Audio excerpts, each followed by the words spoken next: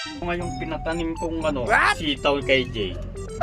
Tagal na rin hindi ako pumunta dito eh. Ito.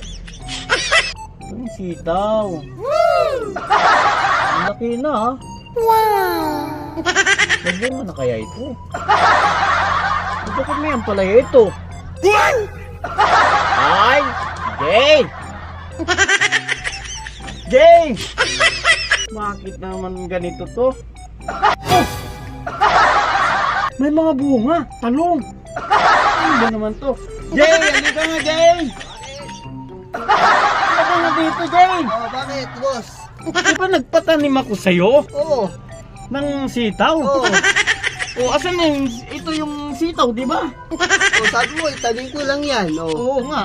Oh. O, sitaw, bakit may ampalaya dito? Ewan ko dyan, boss, kung bakit may ampala yung dahon yan. O, lalo na ito.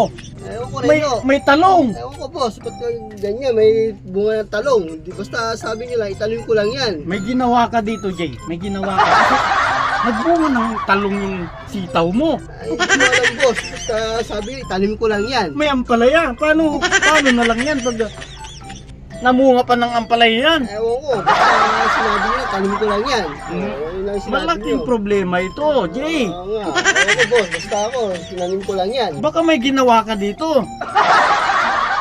Teka, kasi boss, yung nagtanim ako, nakahubad ako nun eh. Hindi nakita yung itlog talong mo. Naku,